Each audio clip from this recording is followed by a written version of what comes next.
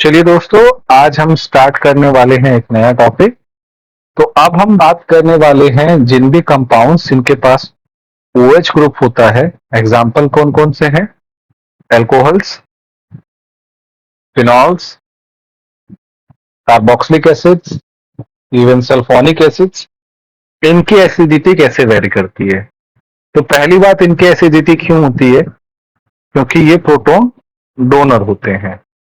तो ये कौन से एसिड है? आर्हीनियस एसिड, क्योंकि ये एक प्रोटॉन रिलीज करते हैं। तो जो भी इनकी एसिडिटी होगी वो डिपेंड करेगी हमारे तीन जो है इलेक्ट्रॉनिक इफेक्ट्स पर। कौन कौन से? Inductive effect, resonance, mesomeric, the no bond resonance और हाइपर कॉन्जुगेशन। ठीक है, ये तीन चीजों पर डिपेंड करेगी। तो लेट्स से कि हमारे पास में एलिफेटिक एल्कोहल्स हैं।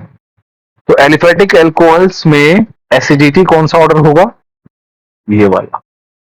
जितने ज्यादा उसके ऊपर अल्काइल ग्रुप्स डलेंगे उतना ही ऑक्सीजन पे नेगेटिव चार्ज बढ़ेगा और ये रिकॉम्बिनेशन प्रोसेस फेवरेबल हो जाएगा। तो इसी वजह से ऑक्सीजन पे जितना कम नेगेटिव चार्ज होगा, यानी जितना डिक्रीज होगा नेगेटिव चार्ज में, वही उसकी एसिडिटी को बढ़ाएगा। तो इसीलिए 1 डिग्री एल्कोहल जो होते हैं ज्यादा एसिडिक होते हैं 2 डिग्री से 3 डिग्री। अब अगर हम बात करें एलिफेटिक्स और फिनॉल्स में, तो फिनॉल ज्यादा स्टेबलाइज होता है। क्यों? क्योंकि जो नेगेटिव चार्ज है वो रेजोनेंस के थ्रू डीलोकलाइज हो सकता है। पहला समझ में आ गया कि एलिफेटिक्स में कैसे होता है। फिर एलिफेटिक वर्सेस फिनॉल में, फिनॉल्स जो होते हैं ज्यादा एसिडिक होते हैं एलिफेटिक से। ठीक है, किसकी वजह से? रेजोनेंस की वजह से, क्योंकि ऑक्सीजन पे जो नेगेटिव चार्ज है वो रिंग के अंदर जा सकता है और डीलोकलाइज कर सकता है। थर्ड होता है, अगर हम बात करें कि कार्बोक्सिलिक एसिड, तो कार्बोक्सिलिक एसिड जो होते हैं, या एलिफेटिक कार्बोक्सिलिक एसिड ले लो चाहे बेंजोइक एसिड ले लो, वो ज्यादा एसिडिक होते हैं। तो सबसे पहले एलिफेटिक एल्कोहल्स, उसके बाद फिनॉल बेस्ड एल्कोहल्स, और सबसे ज्यादा जो होते हैं वो कार्बोक्सिलिक ग्रुप बेस्ड एल्कोहल्स होते हैं। ठीक है, तो कार्बोक्सिलिक ग्रुप वाले क्यों होते हैं? इसमें जो रेजोनेंस स्ट्रक्चर्स होते हैं वो इक्वल कंट्रीब्यूटिंग होते हैं। दो रेजोनेंस स्ट्रक्चर्स हैं बट इक्वली कंट्रीब्यूटिंग है। तो सबसे ज्यादा स्टेबल जो है, अगर हम एल्कोक्साइड आयन की बात करें, तो कार्बोक्सिलेट आयन बहुत ज्यादा स्टेबल है। ठीक है, अब हम वेरियस सब्स्टिट्यूशंस उसकी बात कर लेते हैं। लेट्स से कि हमारे पास में फिनॉल है। तो अगर फिनॉल की बात करेंगे, फिनॉल में अगर हम इलेक्ट्रॉन डोनेटिंग ग्रुप लगाएं, methyl group at para position, chlorine लगाएं और नाइट्रो ग्रुप लगाएं, तो और कुछ भी ना लगाएं, तो सबसे ज्यादा एसिडिक क्या रहेगा? सबसे ज्यादा एसिडिक रहेगा नाइट्रो ग्रुप वाला। ठीक है, और ये इनके पीके में भी रिफ्लेक्टेड होता है। पीके बेसिकली क्या होता है? पीके होता है माइनस ऑफ लॉग के ए, माइनस ऑफ लॉग के ए। जितना पीके कम होगा उतना ही उतना ही के ज्यादा रहेगा। मतलब पीके और इसमें ऐसे समझ लो कि पीके दोनों एक दूसरे का इनवर्स रिलेशनशिप फॉलो करते हैं। या तुम ऐसे भी इसको लिख सकते हो, पीके इज इनवर्सली प्रोपोर्शनल टू 1/के। इस तरह से भी याद कर सकते हो, याद करने के हिसाब से। ठीक है, और लॉग के, और जैसे नाइट्रो ग्रुप्स है, नाइट्रो ग्रुप जो है, नाइट्रो ग्रुप के रेजोनेंस की वजह से ये इलेक्ट्रॉन डेंसिटी अपनी तरफ पुल कर सकते हैं, इसलिए ज्यादा एसिडिक। फिर सेम चीज क्लोरीन भी कर सकता है। ठीक है, लेकिन उसमें कौन सा इफेक्ट होगा? प्लस, ओ सॉरी, माइनस इंडक्टिव इफेक्ट होगा। जब नेगेटिव चार्ज यहां पर आएगा तब वो पुल कर सकता है। उसके बाद में अगर कोई भी ग्रुप अटैच नहीं है तो ऐसा कुछ होगा नहीं। ठीक है, लेकिन जैसे मिथाइल आएगा, जब यहां पे नेगेटिव चार्ज आएगा फिनॉक्साइड आयन बन के, तो उस पे मिथाइल ग्रुप जो है प्लस आई इफेक्ट दिखा के इलेक्ट्रॉन डेंसिटी बढ़ा सकता है। तो बाय डिफॉल्ट सबसे ज्यादा एसिडिक नाइट्रोफिनॉल और सबसे कम मिथाइल फिनॉल। तो इसको मैंने और अब ढंग से बता दिया है कि इसका डिस्टेबलाइजेशन है फिनॉक्साइड आयन का प्लस आई इफेक्ट की वजह से, यहाँ इलेक्ट्रॉन डेंसिटी जो है माइनस आई इफेक्ट की वजह से गायब होगी, ठीक है। और नाइट्रो ग्रुप में, ठीक है, सिर्फ माइनस आई इफेक्ट भी नहीं, मतलब नाइट्रो ग्रुप का माइनस आई इफेक्ट भी होगा और माइनस आर इफेक्ट भी होगा। तो सबसे ज्यादा नाइट्रोफिनॉल्स।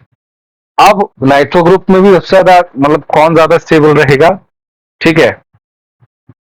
पीकेए अगर हम देखेंगे, पीकेए बेस देखेंगे, तो जो ऑर्थो नाइट्रोफिनॉल है और मेटा नाइट्रोफिनॉल जो है अगर हम देखेंगे, ठीक है, तो सबसे ज्यादा जो एसिडिक स्ट्रेंथ है वो पैरा वाले की है।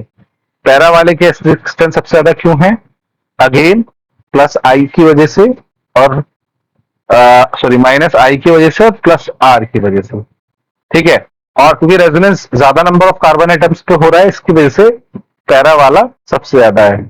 उसके बाद में बाय डिफॉल्ट ऑर्थो वाला आना चाहिए, क्योंकि ऑर्थो ग्रुप जो है, ठीक है, ऑर्थो ग्रुप पे भी नाइट्रो ग्रुप है, तो प्लस आई और सॉरी माइनस आई और प्लस आर इफेक्ट वो हमेशा रखेगा। लेकिन एक फैक्टर की वजह से उसकी जो एसिडिटी है थोड़ी सी बढ़ जाती है। क्यों? क्योंकि प्रोटॉन रिलीज होना बहुत इजी नहीं है, ठीक है। प्रोटॉन जो है नाइट्रो ग्रुप के उसके साथ में हाइड्रोजन बॉन्डिंग करता है, इसकी वजह से पैरा के डायरेक्ट बाद ऑर्थो आता है ना, कि इन जनरल ऑर्थो वाला ज्यादा होना चाहिए था स्ट्रॉन्ग माइनस आई इफेक्ट की वजह से या फिर उसकी वजह से। लेकिन जस्ट बिकॉज क्योंकि उसके बीच में हाइड्रोजन बॉन्डिंग होती है, तो पीके वैल्यू में बहुत ज्यादा डिफरेंस आता नहीं है, ठीक है। और सबसे कम मेटा नाइट्रोफिनॉल, क्योंकि मेटा नाइट्रोफिनॉल में सिर्फ प्लस माइनस आई इफेक्ट ही काम करता है, बाकी कोई इफेक्ट काम नहीं करता है।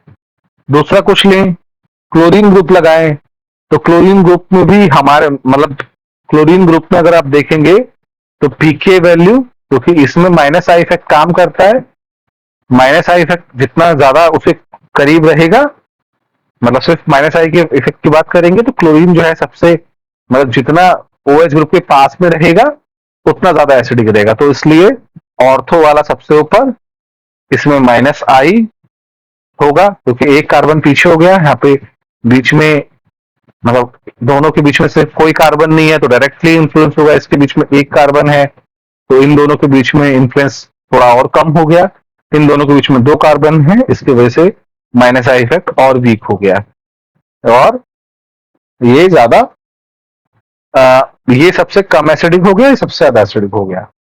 नेक्स्ट अब हम बात करते हैं कार्बोक्सिलेट आयंस की। अब कार्बोक्सिलेट आयन जो है होना क्या चाहिए, देखो पीके वैल्यू डिपेंड करती है, पहले तो इस कंपाउंड को सेपरेट कर लेते हैं सबसे अलग, सबसे कम इसका होगा, कोई इफेक्ट नहीं होगा तो सबसे कम इसका होना चाहिए, ठीक है। ये मतलब पीके वैल्यू के हिसाब से मतलब अगर हम इसको थोड़ा सेपरेट करेंगे और उसके बाद में हम देखते हैं कि कैसे कैसे सब्स्टिट्यूशन है। लेट्स से मैंने इसको रिप्लेस करके मिथाइल बनाया तो इसके रिस्पेक्ट में इसका पीके थोड़ा बढ़ जाएगा, इसलिए ये थोड़ा कम एसिडिक रहेगा क्योंकि ऑक्सीजन पे नेगेटिव चार्ज बढ़ा रहा है। एक और ग्रुप अगर मैंने इसमें ऐड किया, ठीक है, let's say ethyl group add किया तो प्लस आई इफेक्ट जो है नेगेटिव चार्ज को और बढ़ाएगा, इसकी वजह से पीके थोड़ा सा बढ़ गया। लेकिन इलेक्ट्रॉन विड्रॉइंग यानी अगर मैं इसके मतलब फॉर्मिक एसिड के रिस्पेक्ट में अगर देखूंगा, अगर अल्काइल ग्रुप का सब्स्टिट्यूशन करूंगा तो मेरी एसिड स्ट्रेंथ घटेगी। लेकिन अगर मैं फॉर्मिक एसिड की स्ट्रेंथ के रिस्पेक्ट में देखूं और फिर उसमें इलेक्ट्रॉन विड्रॉइंग ग्रुप लगाऊं, ठीक है, मिथाइल ग्रुप के हिसाब से, वैसे तो इसके कंपेरिजन में देखना चाहिए, तो इलेक्ट्रॉन विड्रॉइंग नेचर होने की वजह से इसका एसिडिक नेचर जो है बढ़ जाएगा, ठीक है। हाँ, तो एसिडिक नेचर बढ़ जाएगा। लेट्स से एक और सिचुएशन देख लेते हैं कि हमारे पास में अगर मतलब ये हेलोजन एटम के ऊपर इलेक्ट्रोनेगेटिविटी ऑफ हेलोजन एटम पे डिपेंड करेगा, तो फ्लोरो वाला सबसे ज्यादा एसिडिक रहेगा, उसके बाद में क्लोरो वाला, फिर ब्रोमो वाला, फिर आइडो वाला। किसकी वजह से? प्लस आई की वजह से, सॉरी माइनस आई की वजह से, है ना। अगर हम एल्काइल ग्रुप डालेंगे तो एल्काइल ग्रुप जैसे जैसे एल्काइल ग्रुप का साइज बढ़ेगा वैसे वैसे पीके बढ़ेगा, यानी एसिड स्ट्रेंथ कम होगी, ठीक है। ये चीज भी हम समझ गए और इसको मैंने डिटेल में बता दिया कि एसिटिक एसिड में पीके सबसे कम रहेगा और to dimethyl propanoic acid, to dimethyl propanoic acid में सबसे ज्यादा। ठीक है। और अब साइज के हिसाब से अगर हम बात करेंगे, मतलब अगर हम OH ग्रुप को उसकी डिटेल्स में देखें, ठीक है, ठीक है, तो OH ग्रुप भी एक इलेक्ट्रॉन विड्रॉइंग ग्रुप है, माइनस आई इफेक्ट रखता है। तो जैसे जैसे OH ग्रुप जो है कार्बन वो कार्बोक्सिलिक ग्रुप के पास में रहेगा, वैसे वैसे एसिडिटी बढ़ती है। तो यानी अल्फा हाइड्रोक्सिक एसिड जो है ज्यादा एसिडिक होंगे, देन बीटा हाइड्रोक्सिक एसिड से, देन गामा हाइड्रोक्सिक एसिड के। ठीक है। तो मेरे हिसाब से सबसे ज्यादा जो एसिडिक होता है वो यही होता है, और इससे ऊपर जो होता है वो सल्फोनिक एसिड होता है। तो सल्फोनिक एसिड जो होता है ना, SO3H, वो कार्बोक्सिलिक ग्रुप से भी ज्यादा एसिडिक होता है। ठीक है। और इसलिए कभी कभी सल्फोनिक एसिड्स को बनाने, मतलब हम इनको सुपर एसिड्स बनाने में भी इस्तेमाल करते हैं। ठीक है।